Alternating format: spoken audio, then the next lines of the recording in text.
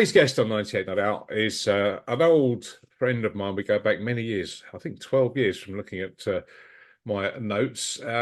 Please welcome to 98 Not Out, Mr. Dan Feist, the Deputy CEO of Essex Cricket. Dan, good to see you. Yeah, good to see you, Darren, as well. And thanks for inviting us to come on the show. Excellent. I think you did come on in the dim and distant past when we were first starting off, but given that we've been going for 5 years now, it's high time we had you back on, and particularly in this new role. So 12 years at Essex Cricket, I think, and quite a journey both for yourself and for the club over that time. Oh yeah, huge. It's been, like I say, from the moment I started here, you could sense and get that feeling of the uniqueness of the history and the passion and the drive for the county and the region for cricket, but also for the county club. And what it meant to be here, and it's a phenomenal county and region to work in, around where you're so passionate about cricket, but also that day to day in interaction with the members and the players and the club, and what it actually means to be part of that, and what that heritage is, and how respectful of that people are, and supportive of it. As it's the players will talk about it a lot. It's a real club feel, and that's the real benefit of this area. Whether we're working through the community stuff, right up through to the players at the top end, and hoping they're reaching their aspirations to get onto international stage as well. I know you know as well as I do that Alistair spoke about that a lot when he was here, and was one of the things that kept him going after he retired from international, was just that feel you get of being part of Essex. I always felt with him that whenever he was playing for Essex, he seemed a lot more relaxed and enjoying himself than certainly on occasions with England. It seemed like he had the world on his shoulders, but it was almost like he came home to be amongst sort of family almost. Yeah, and you see that with the benefit, and you've seen over a number of years, Darren, and saying certainly one of the things we've worked hard through the coaching support staff, through the program, is that ability that very quickly the players feel part of that family and that community coming through, and they want to feel comfortable, and they feel comfortable because they can have that interaction with no matter who's in the changing room, who's in the pavilion, whatever area it is, that people want to spend that time. And I think that's really, really important. And it shouldn't be underestimated how difficult that is to create. And there's many sporting clubs that have tried to mimic that or support that, and don't get it. And for some reason, it's a natural thing that happens through Essex and through the team here. And certainly I've noticed that from the day I started to now. And it's very important that we try and keep hold of that as we move forward.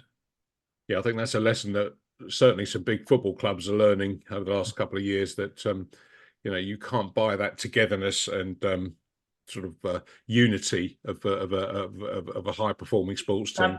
Absolutely. And I think that's one of the things we drive within the recreational game, which is obviously an area we've chatted about before, is that how important they are as community assets to their local community and their hubs. And if they can get that and the whole community backs and supports them come through, it's amazing what can be achieved. And actually, not just on the field of playing cricket, but the wider concepts. And there's some great examples of that across. And I think that is the foundations that we're built on, really, at the top end, as the county club, or as the elite team, sitting equally top at the moment, and a lot of exciting things to come, is that we're built on those foundations of what those community clubs are driven, and the experience those players have on their journey to get to where they want to be. Yeah, it is a great start to the season. There were doubts after the retirement of Sir Alistair and Dan Lawrence's departure off to Surrey. And it reminded me of a few years ago when Graham Napier and Dave Masters and later on James Foster left. And it was kind of like, is this leaving a big hole in the side? But the new signings of Dean Elgar and Jordan Cox have just sort of fitted in straight away and are performing, and the overall performance of the team just sort of continues to go higher and higher. Yeah, I think we're very fortunate in that they've settled in. Obviously, Jordan, okay, has moved over from Kent, but in some ways has moved back because he obviously went to school here. He was very comfortable. Belsted, He was wasn't he? very well. He was at Felsted School, yes.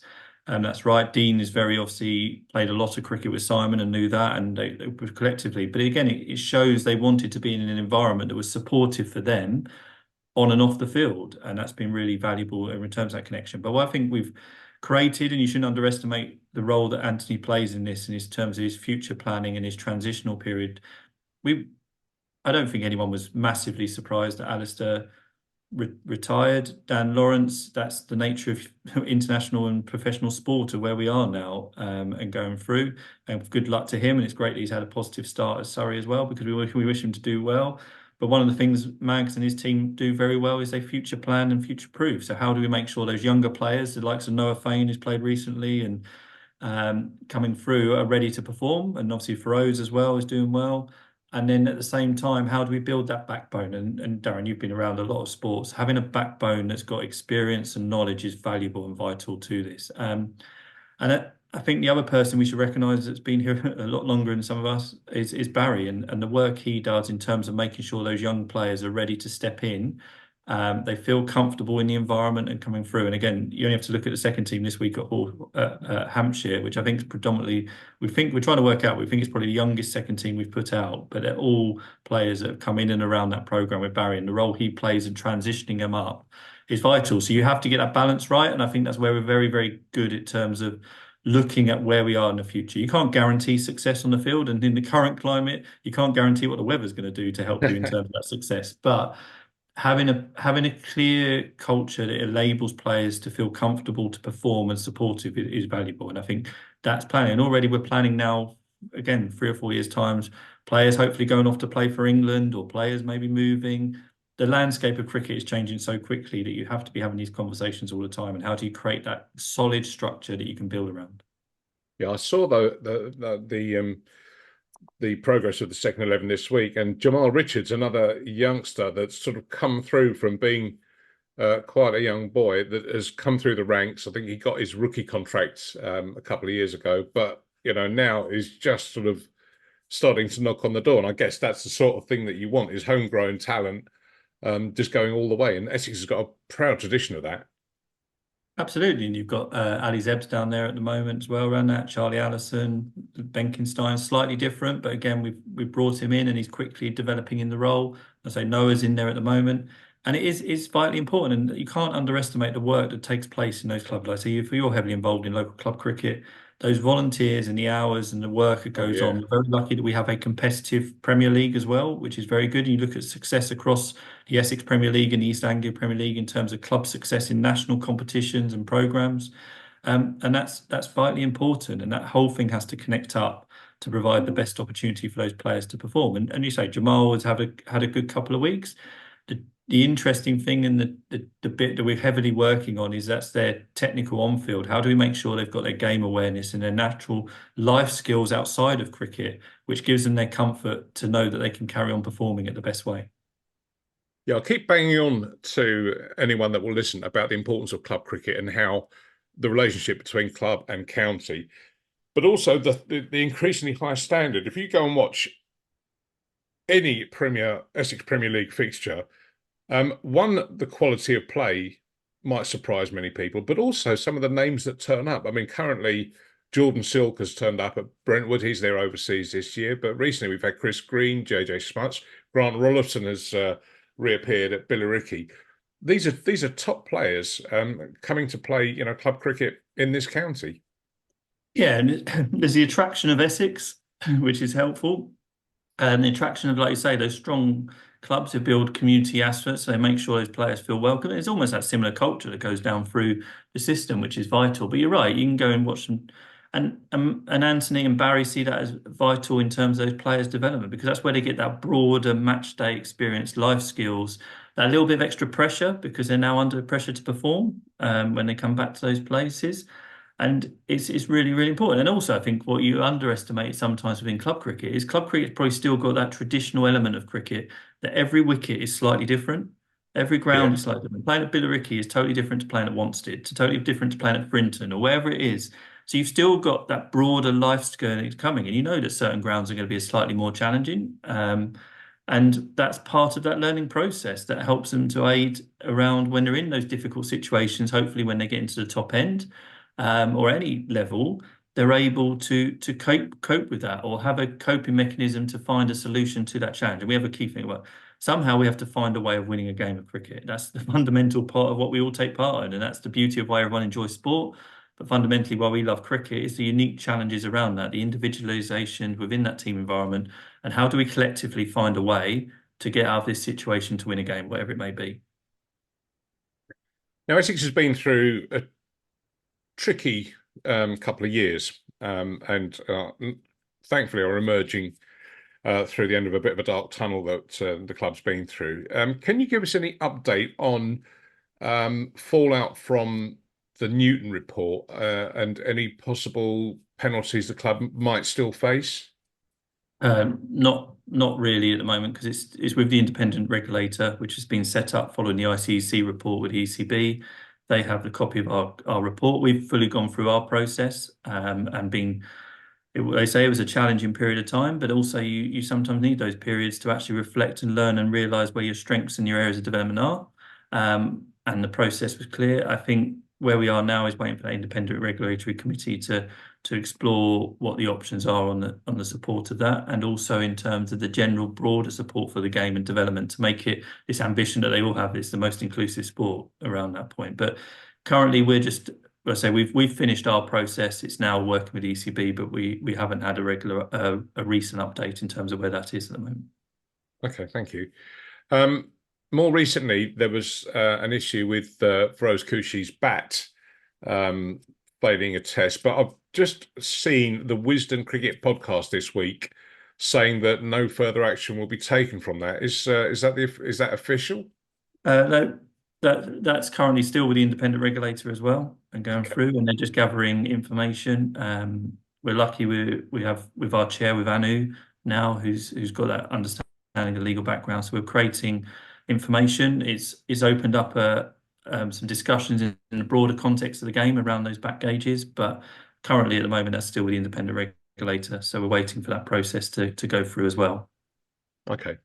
Now you mentioned Anu. I've been to very recent members forum meetings and the AGM in the winter. I've got to say I am absolutely impressed with the quality of the board now, led by John, yourself, and Anu, but also Neil Faraday and Chris Townsend. Real, to me, impressive. It's an impressive team. There definitely feels like you've all got your hands on the tiller. You know where the club's going. You've got a plan, and you've got a direction. I wanted to ask about, well, two things. Firstly, if you could just sort of describe to us what's going on with ground redevelopment or relocation, and then also the roadmap to 2030, which I think is really interesting. Yeah, definitely. I'm just going to go back to your point now. I think you're right. We're very fortunate, and this is the nature of where cricket is becoming more professionalised. And that sounds like a silly statement, but you know, Darren, you've been around a long time, watching the game from different areas. It's having to become more professionalised because the global game is changing so quickly, and the global landscape of sports entertainment is changing so quickly. So when I grew up playing, if you wanted to play cricket in June, July, you had to come to England. Now that's not the case anymore, and that's the thing. This summer we'll see the first World Cup to take place in the Northern Hemisphere that's not taking place in England. So this is where the game's changing. Alongside that, you've got the global developments in a broader range of sports, how people want to expectation around traction. So having a board, as you mentioned, that's very up to speed and diverse, not just necessarily in visual diversity, but actually diversity in terms of their connection to the local community, but their diversity of thought around it. And again, you've created some great examples there. But a couple of other people are very key around it, and I'm not going to name all the board because they all play an important part, but Simon Cooper is underrated a lot in terms of his knowledge and experience. You have to remember he was the head of sport in London when we got the Olympics and that whole process in terms of getting the Olympics and the major tournaments. And Rachel Lewis is chairing the e-kick board now, coming as with her work in sports development, but also as an elite athlete, is fundamental in terms of giving us that range. And that all links into what you're saying is around the future of how do we make sure that we have a sustainable, successful program through to 2030. And there's some exciting times in cricket globally at that period. You've got 2026 this year, there's two World Cups. So the men's T20 and the women's T20. 2026, England hosts the Women's World Cup. So again, in the next stages, we'll be looking at how we can potentially bid to host some of those games, linking in with the county and the city. 2028 is the Olympics. So cricket going back, that will raise the profile again. And then 2030 will be the Men's World Cup in the UK. So hence why we've gone for this vision of 2030. How do we make sure that we are creating that drive and that interest in the game? And I think, again, you're involved, and I keep going back, the growth of interest at the bottom end in schools up through to clubs, and that don't necessarily always taking the first perception of where cricket is currently in terms of the recreational level is growing massively, and that's creating really exciting challenges in terms of how we get that through. But for us as an organisation and businesses, how do we make sure we're successful on the field through that process? How do we make sure we keep attracting and meeting the requirements of spectators and members wanting to come to the game? And that's rising all the time. So we had a really good meeting, for example, the other week with Matt Porter, who obviously through Matchroom Sports runs the Professional Darts Corporation. What have they learned and successful? And as he puts it, around attracting people to come and watch a sport live that you can't actually see what's going on unless you watch it on a screen. So how can we take those learnings and developments through that point? And one key part of that has to be the ground. It has to be, and I think the exciting process we have there is the reflection that we've looked at using that skills on the board and the partners that we're working with, like the City Council and others like the ECB, is around how do we create the ground to be a real hub for the region, which is what Chelmsford wants to be as a city. And going through, we're still looking potentially at making sure that we're not missing any other opportunities around the county and the region as the game grows. But collectively, we see the real exciting bit, making like almost like that mini sort of London Park at the Queen Elizabeth Park, the sort of MCG approach, that actually we connect that city up, connect Central Park into the ground rather than, the famous quote I always get still, even from day one when I started, is I can see the floodlights, but I'm not quite sure how to get to the ground or are we allowed to go in? And actually creating that is really important for us around how do we get that connection and make people feel that this is something that everyone can be proud of in the whole county and the region. Yeah, superb new floodlights as well. Yes. Some good news that broke this week was Essex being awarded a Tier 1 women's contract. That is huge. I don't think people can quite underestimate what a big thing that is for the club. And given the burgeoning interest in women's cricket and the talent that we have around the county, Maddie Villiers, Kelly Castle, to name a couple, this is going to be big, and this will help with the overall project that you're just talking about widening the appeal and the relevance of the club in the greater area. One thing I would ask though, are there any caveats that go with being awarded a Tier 1 I don't know, contract or just being awarded Tier 1 cricket? I mean, do you have to meet certain criteria, or is there any expense or any kind of hoops that you've got to jump through, or will it just be a case of forming a team? No, there's yeah, thank you. It's a huge moment for us. And again, you only have to look globally again, as I mentioned before, where women's sport is going and the perception around that, the interest, quite rightly, and the research and development that's going into that from a commercial point of view to an investment point of view to an athletic development side. For us, we have to make sure that as an organisation, we have the right governance and the right requirements to be ready to be invested by the ECB into that programme, which is a process, again, goes back to having the right board in place, to having a clear vision of where we want to go. We'll have to make sure facilities and the grounds are trained. As I say, Chelmsford, we all know, is very small. Having a second professional team to make sure they can train and support and develop and reach those aspirations. Then there's the requirements of really showing that we're investing that interest across the region into women's sport and going through. And it's a huge opportunity, not just for us, but for the game as a whole. And I think this is the third time they've restructured the women's cricket. And I think this seen with the evidence of the WSL, and I think if you're aware, London Pulse are going through a tendering process at the moment for netball. We've got the basketball teams that have been successful. Remembering London Lions of just European Championships. We're obviously collaborating a little with the Rebels up at Essex around this because we want to take women's sport forward collectively. And that means working in partnership with the other 7 successful Tier 1 teams to make sure this becomes a really strong, commercially viable, but also most importantly, creating the best platform for the future women athletes. So one of the things we want this programme to make sure that there's players from this region taking part in the Olympics in 2028 and process. And how do we do that? And fundamentally, I think we shouldn't see the impact it will have across creating better role models, more coaches, more administrators. Everything around that point is going to be really valuable. And you know that you've seen that with the Blaze at Billericay and how quickly that's developed. It's a really exciting time. Like any of these things, it has challenges and areas that we need to make sure we just step back and look at the whole picture of what we're trying and not losing that vision of what we want to achieve, which is to fundamentally create the best environment for, as we've done with the men's, is with the women's, that those players feel supported and have the ability, the environment to reach their aspirations, or whatever that may be. And it's working. I mean, I look at as you know, I'm a bit of a details geek, but little things that I've spotted to show that the club is on the right track are things like new commercial partners coming into the club, new advertisers. And I've noticed as well that membership is on the rise as well. So, two very, very maybe overlooked, but very important aspects, I think, of how to measure the success.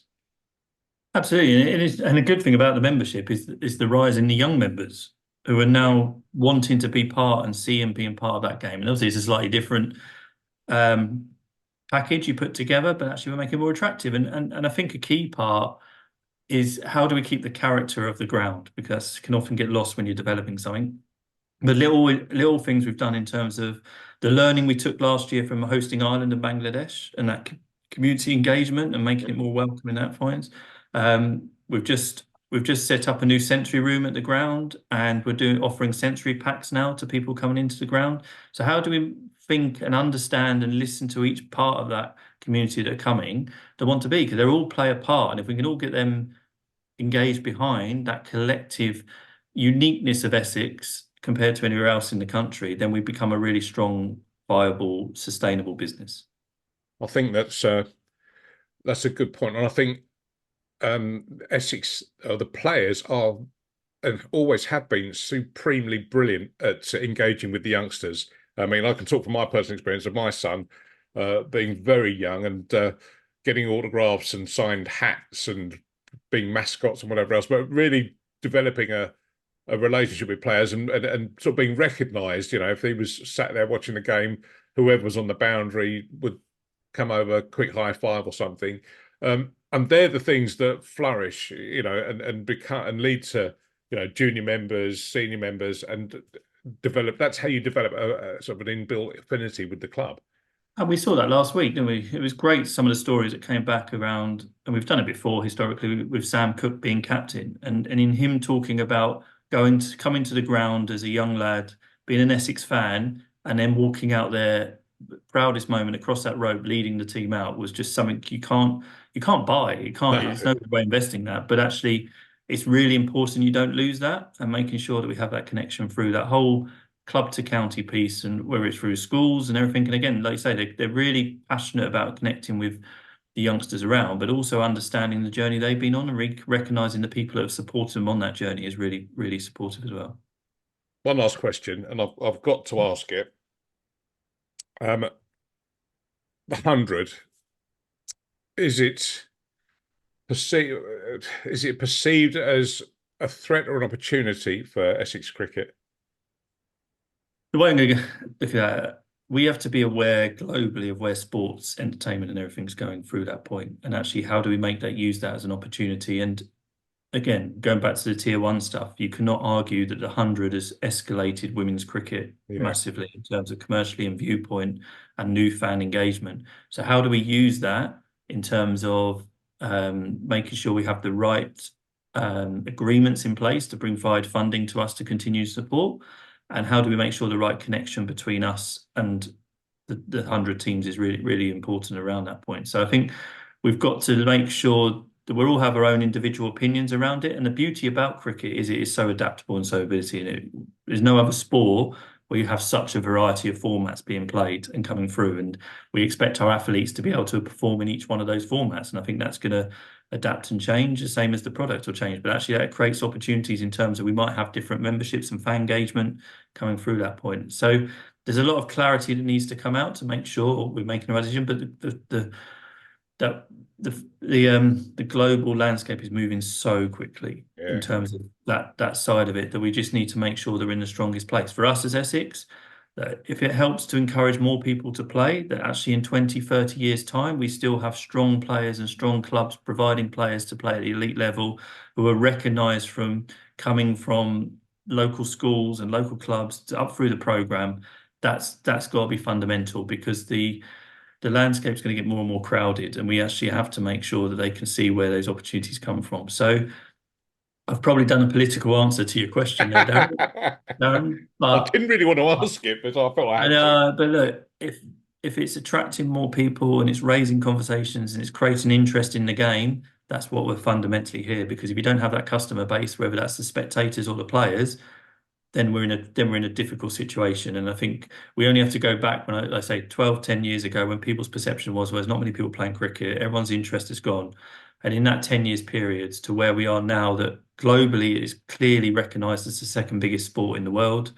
And actually, we have to make sure that we're adapting and creating that environment that people want to carry on engaging in that. And whether that's a sponsor, a partner, to a member, to a fan, to a young person picking up a bat and ball for the first time. And how it's easy to say how we communicate and get that all pieced together, but that has to be the fundamental opportunity we have around this.